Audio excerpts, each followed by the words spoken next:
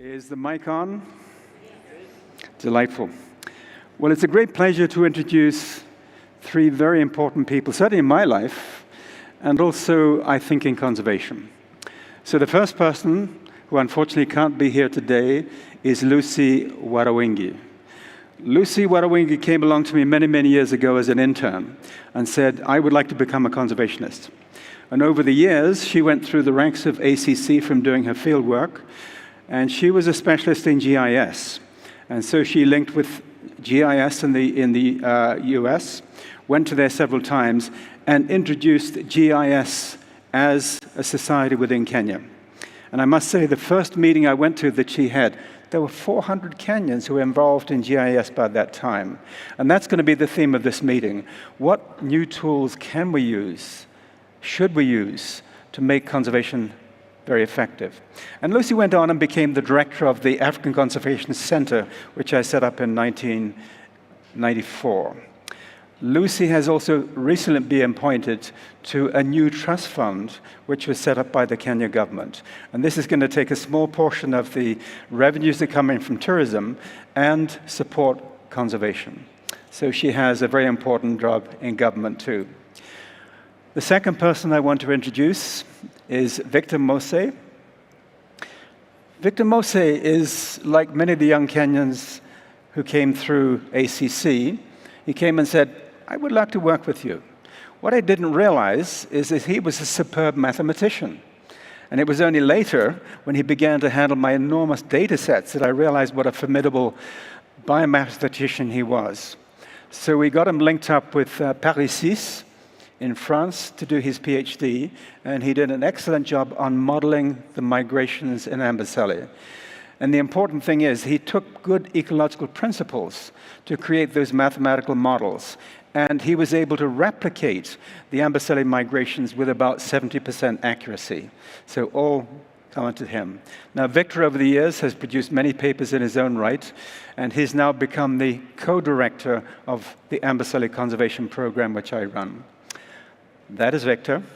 Now, Dwan, I first met his father in Kruger when I was invited down there to look at their new program on switching from managing for stability to managing from heterogeneity. And they asked me to comment on that new program. And I met his father, Harry Biggs. And a couple of years later, he said, Jonah, I'm known as Jonah, would you like to take on Dwan as an intern? And I said, okay, I'll put him onto a bird project, looking at birds which were here in the 1970s compared with how many birds are there today. What I didn't know is he's already a formidable birder. And I've met him many, many times. What's your bird count, 6,700? Something like that. And he's writing a book on being a birder and how to go all around the world and put birds in the context of those countries. I think it's going to be a pretty remarkable thing. Then Dwan went on and did his PhD at Australia, which university? James Cook. James Cook. Then he, at present, is the, you'll have to name it. Allegius Goslow Chair. Yeah, this is on policy, and he's doing a lot of policy on how to really reconcile, particularly elephants and hunting and culling and so on, how to reconcile all these different views and to bring it to policy and put those policies into the international arena. So that is Dwan. So what we'll do is that Victor is going to start with a short slide presentation, and he will integrate what Lucy was going to present with what his presentation is. I have to say that as charming as you might find Victor, Lucy is incredibly charming. I'm sorry that she's not here. Thank you.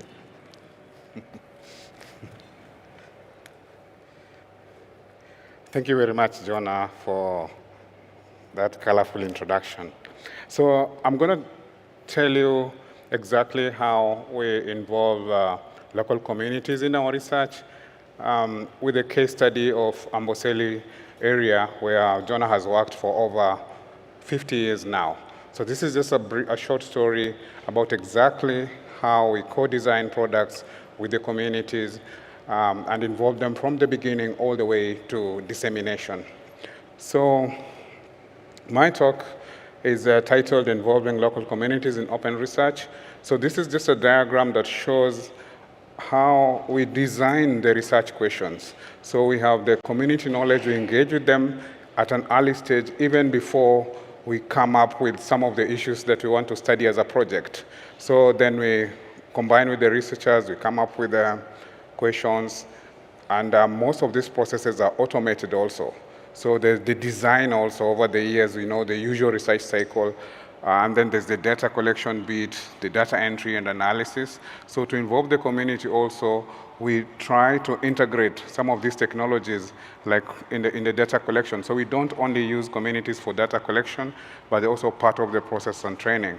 So there are automated tools that we use in R and Open Data Kit that allow us to do this very fast and communicate to communities in terms of dissemination, and also get quick feedback, and then the cycle begins. So it is not just a research cycle, but we are calling it now a research spiral, because every cycle we learn something new before we go to the next. So the area that we are interested in is in East Africa. It's a trans-border area. As you can see that the Amboseli Park is quite small compared to what is being displayed on the map. Most of the wildlife is in the community areas, and that is where we have the wet season grazing arenas. So we have to involve communities in all these designs. We are now starting a project that is going to go to the cross-border area of Tanzania, because animals do move across. They don't need passports. So we are extending the project to northern Tanzania. So the monitoring that we do involves local communities, members as part of the team. So we monitor with and for the local community. So this is ground monitoring. Jonah talked about this aerial monitoring that we do, and even the satellites. You see some of the images that we've presented there from satellites. So we actually have them involved throughout the process. So the axis that we've taken, and we've seen this in many presentations that have been presented here in the last 3 days, is that we are taking the One Health framework, monitoring the health of the environment, monitoring the health of the people, and also the animals. So the bubbles that you're seeing there represent the different data sets that we have collected, and we decided that this approach will actually be great because it incorporates what other studies have shown over the years. The monitoring that David Weston has done over the years is also part of that in terms of using technology to incorporate and go back, as you will see in the next slide. So we got curious with the technology. Also, we said, what about getting these people to imagine what will happen, if an AI system was to manage all aspects of Amboseli National Park, for example. Amboseli National Park, as Jonah will talk about, maybe it's being handed back to the communities, the local communities. So we asked them, what about an imagination of this system is now run all aspects, human-wildlife conflict, compensation, conservation. If an AI system was to run everything and be fair, or whatever results that we get, see the kind of results we're getting on the different axes of the environment, human health, and also animal health. So we got very, very interesting results, forming a very big honeycomb. A lot of data is included there, so we are planning to get that out soon. So this is, again, continuous engagement with these people. And once we get some of these data sets, we usually come up with data products. Data products that are customized for use even by the local. So we have a local magazine that has a Maasai name. It's called Eseriani. Eseriani in Maasai is a toponym that means well-being. So they have this magazine that is periodic. So this is the volume 1 that came out in May 2025, talking about One Health. They have a word for One Health in Maasai. It's Biotisho. So we usually get these magazines to them, written in the local language as part of dissemination. So there is also periodic reports that we do assessing the current situation within the ecosystem, and these are posted regularly as part of the data products. There is an actual event that took place involving local communities in horizontal learning. We take some of these headers, the local headers, to learning institutions. So we have learning institutions that we work with that have programs that are not necessarily degree offering. So we can have programs that train locals on disaster risk preparedness, how to prepare for extreme events like drought, sometimes floods. So these not necessarily do not lead to degrees, but they lead to some certification, some participation. Having these local headers engage directly with professors like the people in the room and get to exchange ideas, formulate some of these interesting questions. A good example that I like giving is that over the years we've known that conflict increases during the wet period where wild prey moves out. So one of our sessions that we discussed with the local community, they said, look, when it rains, we are now changing our settlement to tin roof. When it rains heavily, we don't even hear, when our animals are being attacked. So this is something that, you can easily miss when you're looking at a broader picture. But the nitty-gritty is what comes out when you have direct engagement with these locals. Now, look, this is one of the photos of a local reading the Assyrian magazine. He actually asked us, why don't I have a picture of my wife here? So that is on the right there. So we don't only write this magazine. Some of this goes to publication. This is a paper we did some time back on application of open source tools for biodiversity conservation and natural resources management in East Africa. And we do ask them, what is it that effectively communicates to you? So on the right, they talk about radio, television. Barazas is these informal meetings. They're even on Facebook. We are happy to see there's magazine there coming up as one of the sources of information, and of course the other online aspects, especially with the young people. Now, we do AI-assisted programming. We have platforms that allow these locals to interact with the tools that we develop, and this is one of them, trying to get a One Health Index to any dots that they click in there pops up with information about the particular ecosystem. Now, they tell their own stories also. So this is just one of the videos where they're telling their own stories. And what I've done there is to try to incorporate some of the long-term data and see if it tells the story also. So looking at issues that you talk about, for example, problematic species like hyena come up, cheetah, and this is also what we're capturing in these local narratives. So sometimes when they see themselves presenting this kind of information, they associate with the kind of results, they're part of the design, and the uptake is quite easy. Now, how do we bring all these things together? We cannot every day, be moving from place to place, from household to household. Now, this is the part that Lucy was to talk about, so I'll just give it a shot. So we are establishing a physical community resource center modeled on open science. So that is a physical center within Amboseli that will house all this information. It has a visitor center, it has an education center, it has a research center also. So we'll have a place where all these people are coming together, just like the Maasai do when they have this concept that they call a ramatere, getting information from the environment and sitting under a tree to discuss all this. So this is a project that is going on under ACC, having learned from the different projects that ACC has done in other landscape in the north and also south. So they will have a physical center where they'll interact with all these tools and data and technology that we're providing as a project.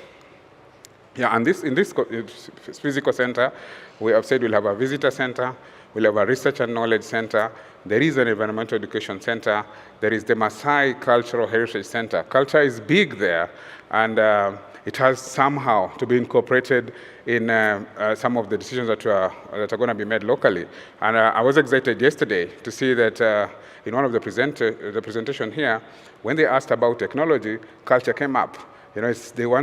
Culture has to somehow feature in how they're thinking of what the world environment will look like. Yeah, and we get all this information also for local policy. So this is an Amboseli ecosystem management plan, managing that ecosystem that I've shown you, championed under the Amboseli Ecosystem Trust. So they have an Amboseli ecosystem management plan from 2020 to 2030. It is gazetted at the highest level, and it governs, how the ecosystem is planned. And we're happy that most of the data that you have collected over the years went into making this document. So I'd like to bring this to a close. More information can be found on the website there, and my contacts are there. We can discuss, especially how the media, getting all this together and taking it to the next level. I was excited about the presentation you made this morning on how we can get these synergies. Thank you very much for your attention. Thank you. Here, do you have slides? So next will be Duan, and then we'll open up to questions at the end. Thank you, Victor, and thank you, Jonah, for those very kind words of introduction. Name is Duan Biggs. I'm the Allegius Goslow Chair at Northern Arizona University, but I'm fortunate to maintain an affiliation at Stellenbosch University and Griffith University in Australia, where I still support and work with students and postdocs. So as Jonah mentioned, I first met him, I think it was back in 2001. He was visiting Kruger National Park. And through that visit and through meeting Jonah, through my father, Harry Biggs, I had the opportunity to work as an intern with the African Conservation Center. And so I was very fortunate to spend a good chunk of time in Amboseli National Park, in and around Amboseli National Park, exploring and investigating what's the impact of increasing elephant numbers on bird populations and species composition. So over the years, Jonah and I have maintained contact and discussed many of the conservation and societal challenges that we face. In particular, as was alluded to in the last presentation before lunch, how do we achieve more human-centered conservation? How do we make the distribution of costs and benefits from conservation more equal? And how do we get more benefits to the people that bear the biggest cost of conservation and increase their sense of ownership? So I was very excited when a year ago we secured funding from NASA to actually work and build on the platform that Jonah and his team have created in and around Amboseli on community science. And this project focuses on engaging citizen science for inclusive Earth systems monitoring.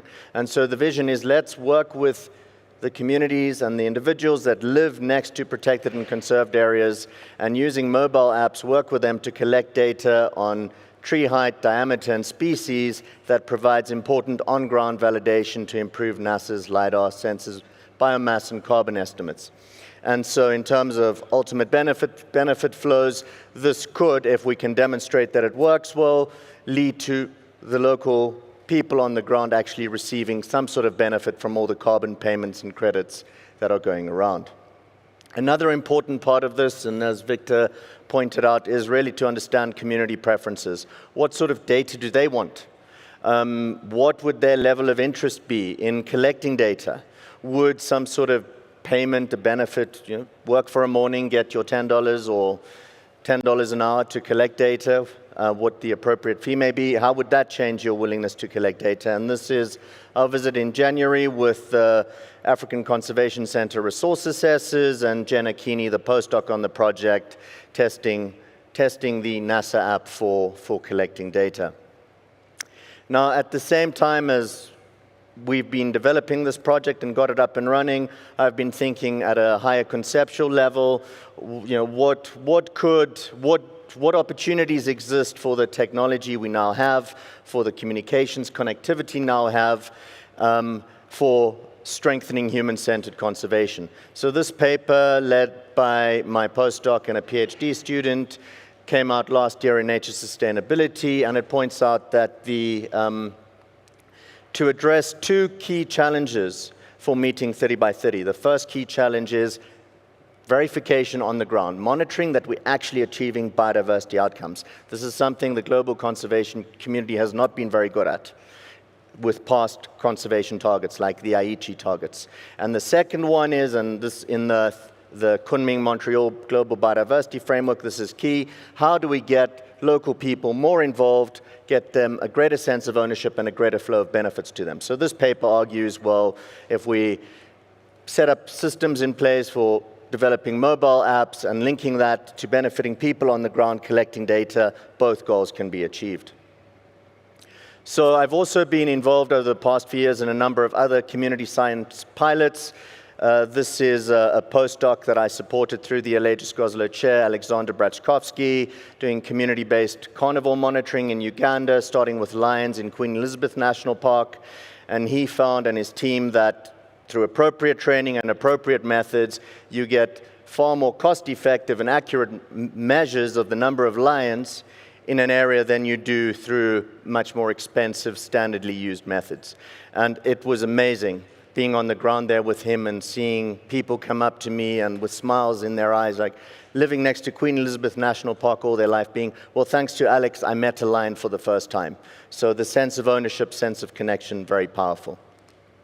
Also working with Alex and in partnership with the United Nations Great Ape Survival Partnership, looking at systems to involve communities in restoration and then benefit payments for monitoring what the outcomes of that restoration are. And that was around Kiamburu Gorge in southwestern Uganda. And now some of you probably thinking, well, for many individuals and rural communities around the world, especially in the global south, collecting data on an app for use by a scientist or a policymaker somewhere in the global north probably isn't of that much interest. And I think I would agree with you. So this is a pilot that we started with the indigenous Shuar in the Ecuadorian Amazon, and using the energy and the social capital around soccer to help the community and support the community in achieving their soccer goals, and use that as an entry point to train community scientists and to remunerate them for collecting data on birds and other forest characteristics. And as I've been working on this and reading more, I've learned that quite a few different groups and individuals are trialing these sorts of systems. So Amy Dickman, who we're lucky to have in the audience here today, community camera trapping from her work in Tanzania, and getting communities involved and getting benefits flowing through camera trapping.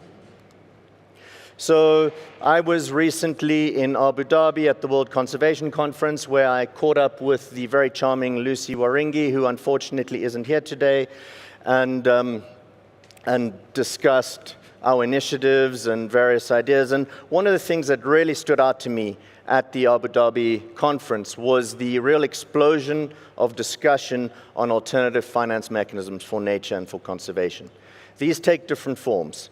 The already established carbon and biodiversity credits and payments, and we know what some of the challenges with those are, but they're emerging ideas, conservation bonds, building off the rhino bond that was developed here. Human-wildlife coexistence bonds are being discussed, and a really exciting idea being piloted by African Parks and Standard Chartered, and the land banking group out of Europe is developing a new currency for nature. So develop a system with data collection whereby a square kilometer of intact habitat represents an asset on a bank's balance sheet. So now all of these systems will need monitoring and verification for what's actually happening on the ground. And with emerging and existing technology, there is a real untapped opportunity to make this community-centered and really get benefits to flow to the people on the ground that are bearing the greatest cost of conservation. And what Jonah and Victor and their team have done around Amboseli as an example of the real long-term partnerships and institutions and support systems you need in place to make that work. So, as I mentioned, to actually enable this to scale and to take off, we need enabling institutions, governance systems from the international to the national to the local scale, and supporting policies. So ultimately, my vision with this opportunity is that we can develop a much more enhanced sense of ownership of conservation among rural communities because they're involved in collecting data, and we also collecting data, or data is also being collected that's useful to them, that there are mechanisms and systems in place to enable the flow of benefits, and so those would be non-financial as well as financial to communities.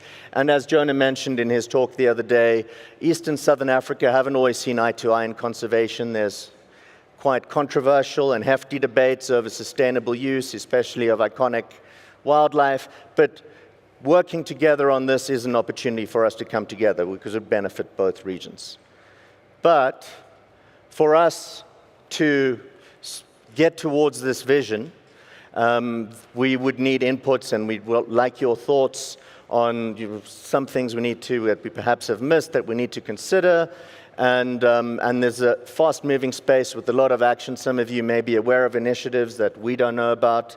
So to enter into the discussion section, I'll list a few questions that can help kickstart our discussion. So any overall thoughts or comments? What capacity needs to be built? This was Lucy's important point, is that often rural communities need capacity built within them to be able to engage in these opportunities. And what is that capacity that can empower communities and so that they can engage in this meaningfully and from a position of strength, and how to achieve them? What are the key challenges for upscaling and growing community science initiatives and how to overcome them? And what are some of the potential risks and perverse outcomes? I can think if we have a system with thousands of community scientists collecting data and receiving payment, there's going to be perverse outcomes that we don't envision now. How to think about those, and then what are the opportunities for moving forward with the expansion of community science in Africa? And Andre at the back there, for those of you who prefer providing input on your phone, he will put up a QR code shortly where you can add any comments or thoughts on your phone directly. Thank you, Jonah. I'll hand over to you. Thank you. I don't think it did that. Before opening up to questions, I want to make a very salient point, and it's based on my own life history. I began in Amboseli in 1967. I spent days and weeks and months and years measuring everything I could on the ground, using very simple methods like pin frames and so on. And then I discovered that the Maasai had a word for people like me who were going out and collecting information. In Ma, they're called lentere scouts. And they are commissioned by the community to go out and collect all the information that's relevant to them to make decisions. And those lentere scouts go out and they collect information on pasture conditions, disease, threats from wildlife, and so on. And they bring it back to the elders, and it's called an Enkingwana meeting. And that Enkingwana meeting is taking all the information it can probably get to make decisions collectively on how they can move their livestock, how they can reduce threats. Now, that's the one point I want to make for scientists. We're not doing that. Communities are doing it. So what we've got to do is try and, as scientists, use the best possible information we can get. And this day and age is not people like me spending days and weeks and months collecting all this information. That's only calibrating a new type of information that's coming into being. And it's all those satellites which are up there. It's all these means of communication, of scaling up and being able to use that information. And this is a different sort of information for the community. The community thoroughly understands what's going on in its area. What it does not understand is what's coming up over the horizon. And what's coming up over the horizon, we've heard time and time again in these meetings, is pretty scary. And what it means is even those communities who have this information within their capacity don't realize and have no way of realizing how the environmental change is going to affect them. So this is where scientists come into being. They have these new tools, they have the new methods, and they have the means to communicate those back to the communities, so long as there's a focal point for meeting. And that focal point for meeting is having a physical space for the community on the ground, and this is the big lesson I've learned, that if you create their physical space and they invite you into their space, you have reduced that power asymmetry. If they're being called to conferences in the National Assembly or wherever it is, they are marginalized. Now, the other second point I want to make is this. The cell phone. This is an incredible instrument. Before we had the cell phone in Kenya, there were 300,000 landlines. No person in the community could get information or get access to information in the central government.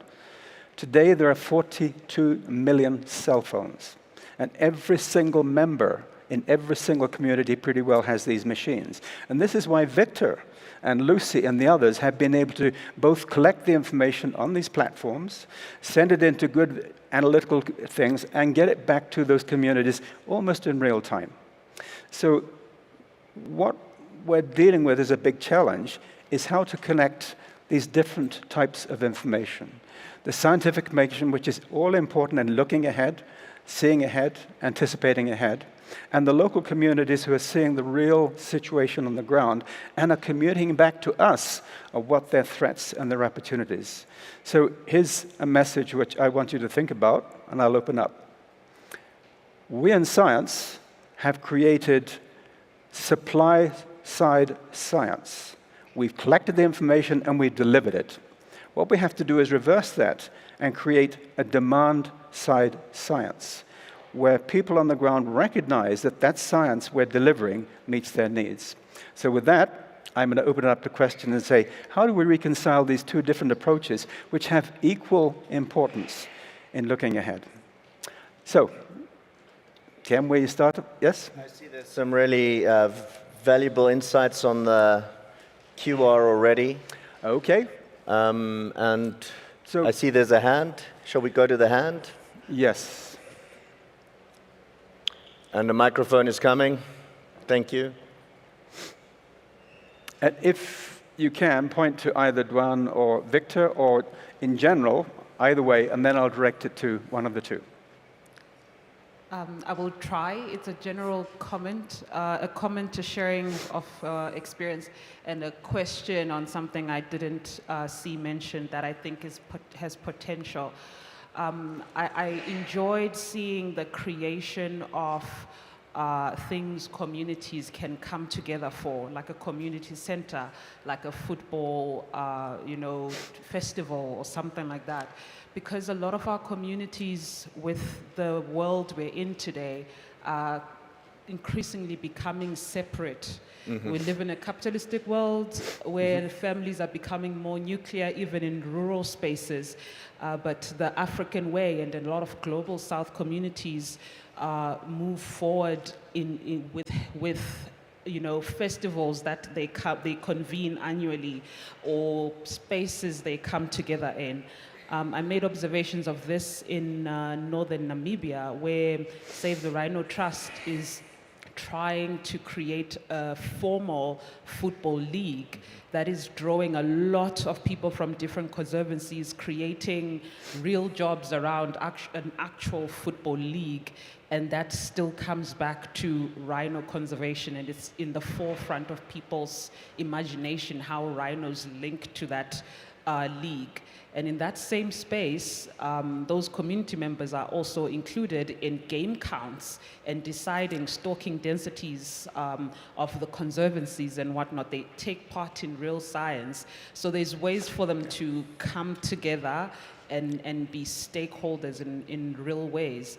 I just wanted to ask, now my question to you guys is, what are your thoughts on sacred places? What is the potential of scientists, first of all, tapping into the already, pre-colonial existing national parks, if you could say, in the form of sacred places, reviving, protecting, some of them need protection now, mm-hmm. and also being able to study them. Are they potential extended national parks? In the places you've worked, and just thinking about them on a global scale. Thanks. Yeah, so perhaps I should answer that one for this reason. The Maasai cover most of the rangelands in Kenya. They have come together as a Ma nation, and they're having every 2 years a Maasai festival. And next month, early November, the entire Maasai nation is coming together to say, what is our story? Which will be the center of that cultural center you said. They also have a Maasai Olympic, which brings together people from all over the land. But what's even more interesting is that another student of ours, Sikimba Kamiti, who is the son of the resource assessor who had for 47 years, is doing his PhD on toponymy. Now, toponymy is how all these place names come into being. And it's an incredible visual picture. Every single place on the landscape is named, and it means a good grazing area, bad for this disease, and so on. Included in that are the sacred names and the respected people. So if, again, you can use, and I think this is a very important point, if you can use those festivals to bring together people on a regular basis, I think it will address a lot of your questions.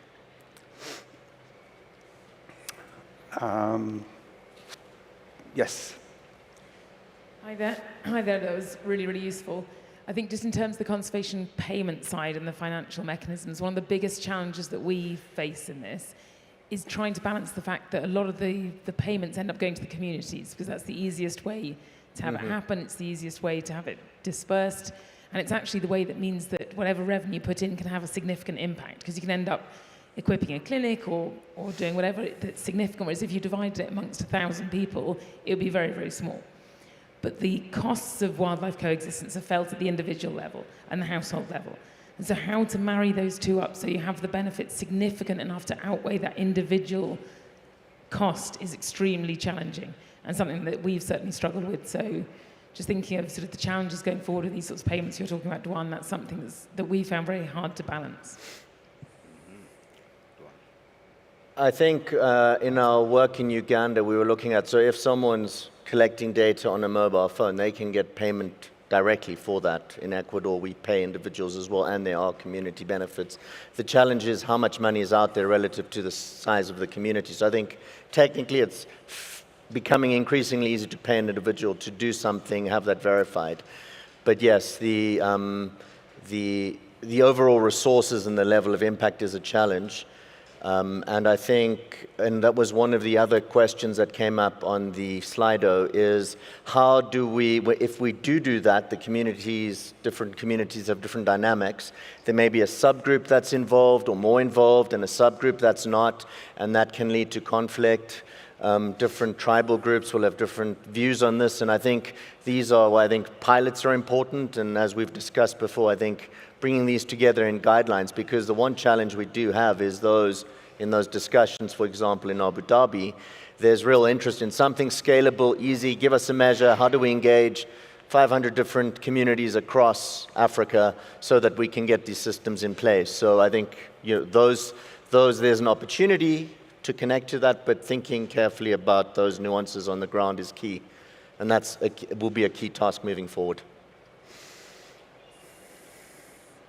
There's one at the back there. Thank you so much. I love the fact that you spoke about communities and how you're trying to give back to the communities in terms of benefits. And you mentioned financial benefits and non-financial benefits. So my question is, on the non-financial benefits, what kind of benefits are you providing or are you planning to be giving back to the community? That's the first question. Then the second one is in terms of the participation. How do you determine who is going to participate in terms of the app that you spoke about? And what is the criteria you use to determine who is going to participate? Thank you. Thank you. I think so. First question was non-financial benefits. And to that, I think people are people. So a rancher out in Arizona where I currently live, or in Texas, or a community member, if they are involved meaningfully in collecting data on the land and on the resources they live around, research demonstrates the benefit from that. The sense of cohesion you build, the sense of community pride around their resource. Those are all non-financial benefits. that I'm referring to, and we need to understand those better and how to maximize them. The second question as to who is involved, and Amy may have some thoughts from their pilot in Tanzania, but in our case, that's determined together with the community that we're working with. So they decide who's involved in that. There's costs and benefits and potential challenges to that. Jonah, I don't know if you and Victor, from your extensive Kenyan experience, have some thoughts on that, who to involve and how? Yeah, so some of the non-financial benefits that we see within the areas that we work on is the training. So we do train a lot of young people in these technologies, and that also helps them to, get accepted into other, alternative careers and stuff like that. So that really helps in terms of co-designing with them, and some of them are actually aware that the information they're collecting is helping in research, especially in the diseases that are affecting some of these their livestock. Some of them also want information on early warning, when to sell, so that they can be able to offset before the prices drop. So these are some of the things that they really want to be involved in, that are not necessarily inclined towards being paid.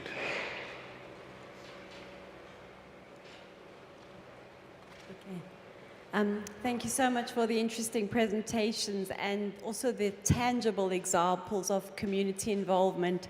So mine is more a comment feeding into the questions that you posed and picking up on that comment about, do local people actually want conservation? So what works for them and what doesn't work, and certainly in the research that I've been doing in some of my students, where we've looked at protected areas and rural communities living around them, we have found discrepancies between what the park thinks the community want and what the community want. Certainly just looking at benefits and costs, if you ask communities what benefits matter the most to you, and you ask the same question to park management, what benefits do you think matter the most to the community, and what costs do you think are the most burdensome for communities? You get different answers, and I think that that's often a starting point before we go in with programs, is to say, where are we seeing things differently? And sometimes it's very simple benefits, such as, we just want to be involved. Come and talk to us. Let us go into the park and let our children see the lion and see the elephant. And I think understanding that is a very important first step before one designs actual programs. Thank you. Yeah, that's very interesting. Just like anyone else, some of these communities that we work with, and they want an enabling environment to thrive, in their way, the usual way they know life. They know how to do life, for example. So if we can find a way that's like anyone else, give them an environment to grow their culture, to perform, the things that they like doing. So that's also a direct entry into working with these communities. And this is why we are taking this co-design approach. We involve them from the beginning, as I said, explicitly, discuss. Even we took an approach before we wrote a grant to the EU. So instead of writing a grant and coming to the community to implement, we actually designed before making the application. We're happy that went through. So these are some of the things that are quite interesting. And when we went back to tell them about the work we are doing on the One Health, they are part of it already. And they actually tell us, now we want you to focus on this. We help, they can even help in collecting some of this information. The center that is coming up, recently we had a meeting there, and they said they're happy to donate some of the artifacts to this center for the children to be able to know the users and stuff like that. So it becomes very easy when they are in the process from the beginning and throughout the process, and even now at actual dissemination level. I think I can speak now. Thanks so much for that. I was seeing parallels with ranger-based monitoring and involving rangers in data collection, and actually Alex's study on how rangers were monitoring lions. It was quite inspiring.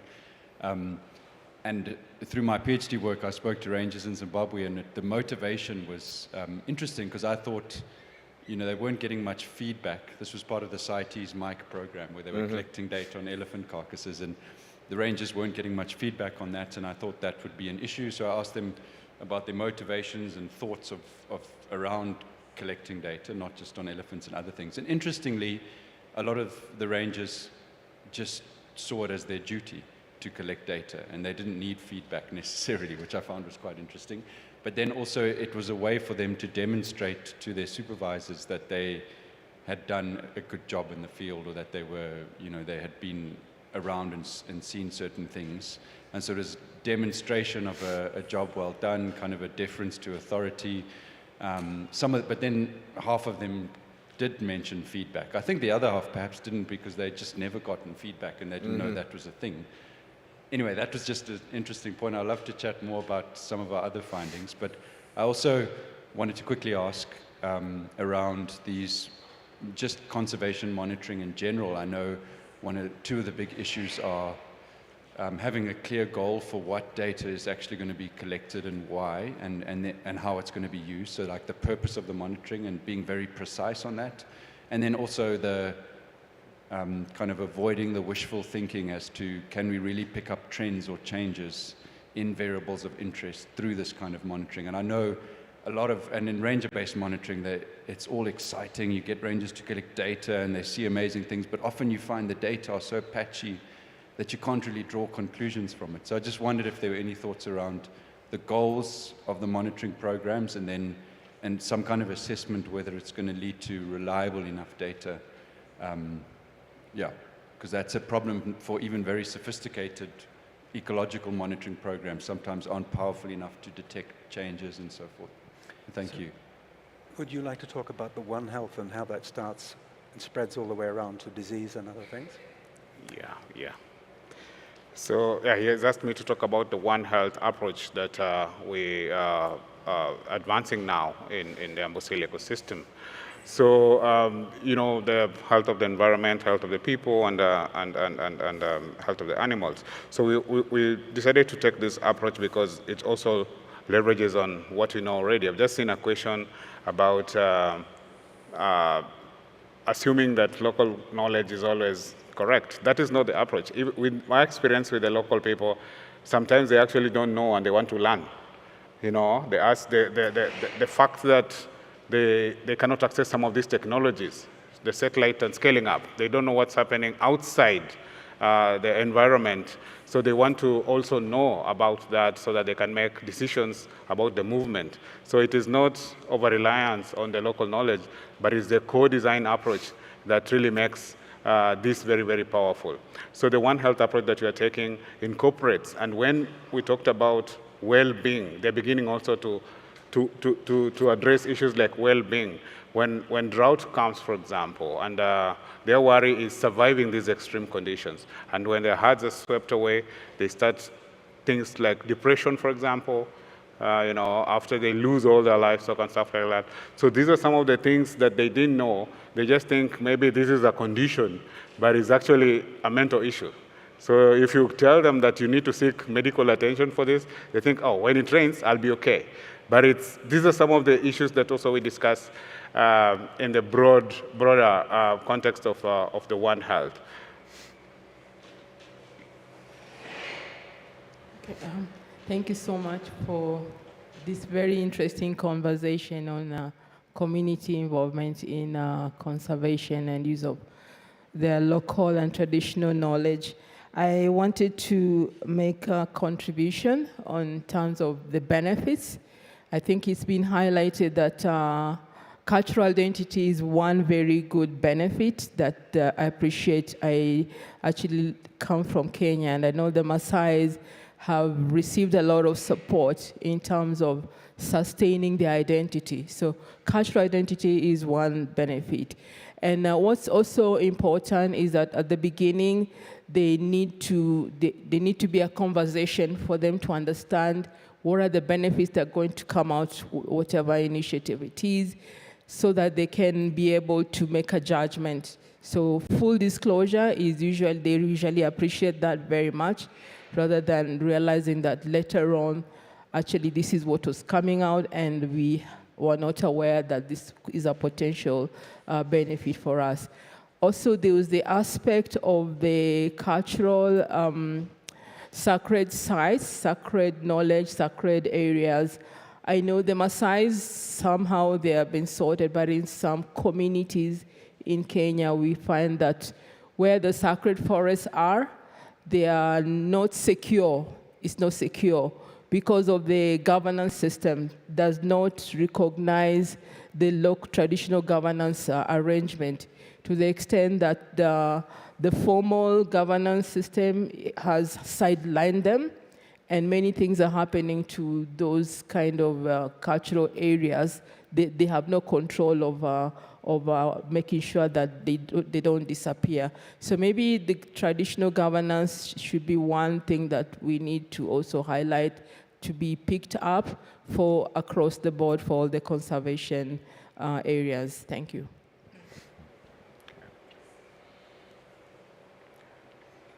Yeah, some of these local communities also, in interactions with them, they also wanted to document what the visitors are saying, in that particular center, for example. It's not just about their culture, but they are curious, to document what the visitors who come to the center, the tourists, what they're saying as part of knowledge that will be displayed in that particular center. So it's quite interesting. I've seen a question about South Africa. I'm not an expert there, but our colleagues are working on spillovers, for example. So you say that there is, this is an example from East Africa where we are dealing with an unfenced system. So how do you overcome these challenges in fenced systems in South Africa? Maybe Duan can address us, but Alta is working with this on the spillovers, I think. Maybe that's something that they can address better. I think that's a really good question. I think in that sense, the approach in, say, well, it depends. You're talking commercial land in South Africa, it may be similar to working with ranchers in the United States. You are working with a landholder, someone on the land to collect valuable data. Conceptually, a lot of the benefits are similar. Potentially the levels of relative benefit of the payments might not be the same, but I think those systems can certainly be applied here, and I think there are examples of that happening already with carnivore monitoring, etc. I'm not familiar with the spillover example you spoke about. I think there's a question there about the misidentification by community scientists, and I agree that is certainly a challenge. We've seen it in our pilot project in Ecuador, and their technology can help depending on what's being monitored. There is a measure of verification in that, and machine learning models embedded in photos that are taken. Was this identified correctly? But yes, systems very much need to be in place. I agree fully that one cannot assume that someone that is from an area is going to identify a species correctly, or whatever is being monitored that is of interest. Okay.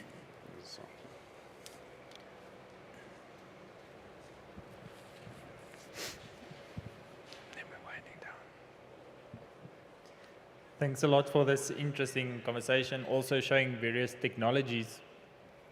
Working with communities, also working with data, and I think the most important community is the one around you. To what extent does your neighbor scientist want to give you data, or want to collect the data in the way that you are collecting it? Just as a thought. So one of the things working with people was when they are collecting data is what are they collecting, and understanding that they understand what the definitions mean, what the data means, and why they're collecting it. One of the issues that I ran into was asking people, what data do you want to collect? Mm-hmm. The biggest answer I got back is, I don't want to do science, I want to get my job done. And scientists only come back with answers 4, 5, 6 years later, and they never show you the paper. So in collecting these data, when I see that you want to give money back for data collected, it's science, all right, with an answer 10 years down the line or 5 years down the line. So how can one also instill this importance of data collection for management in communities? And even in ourselves, monitoring what you are doing with a purpose, with a focus going forward. Because many times what we are running in with technology is we're running behind technologies instead of the question. And the second part of it is it's the process, getting the answer, that makes the community stronger and that makes yourself stronger rather than the answer itself. And many of these projects, once the money is gone, the data is gone, or in certain instances with rangers, when nobody is looking at the cell phone, they're not charging it anymore and it's there in the corner. So there are certain technologies that in a way can hamper the data collection, because now that the phone stopped working, throws it in the corner, and they're not seeing that pen and paper is also an answer of collecting data.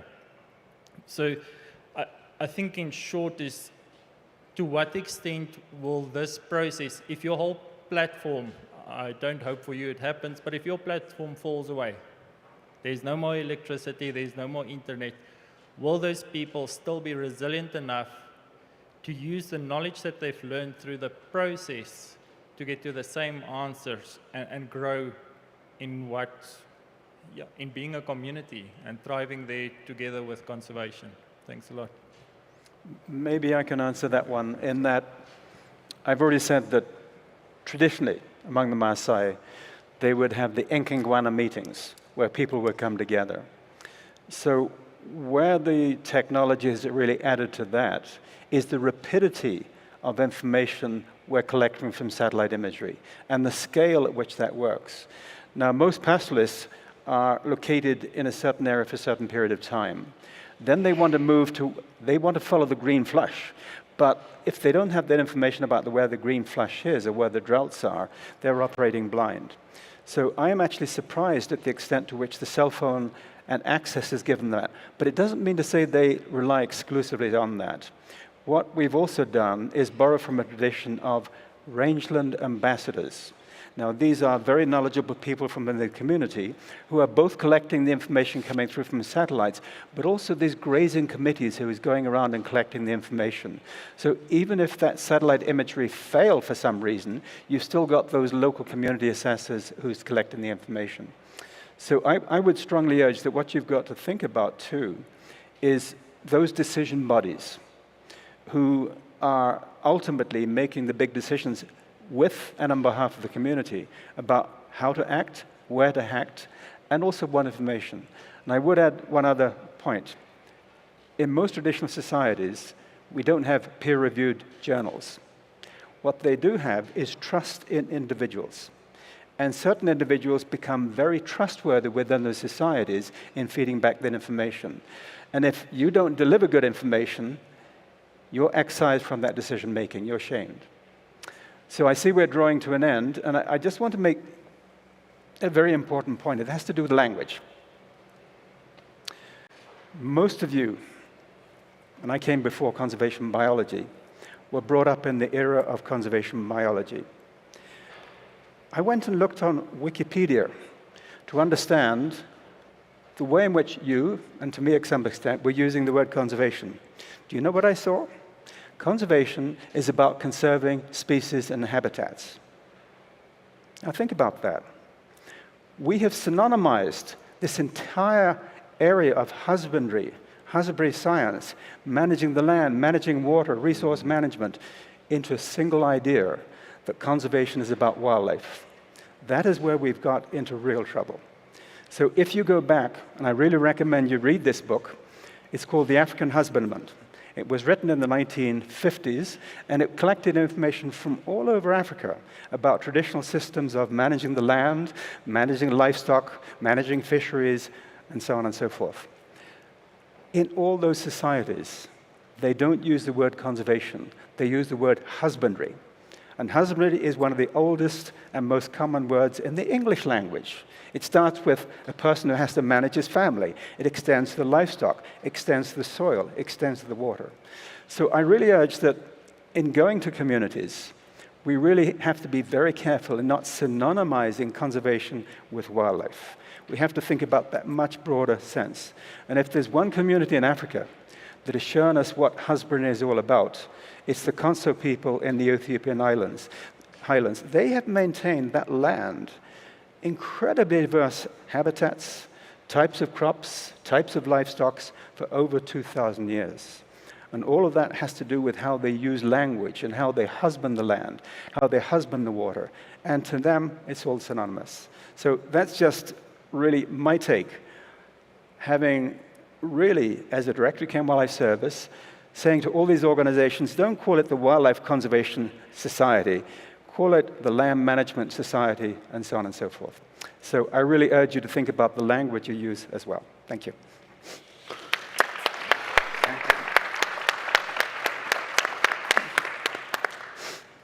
Okay. Thank you. Thank you, Thank you, Joseph. everyone. Thank you, everyone, for coming.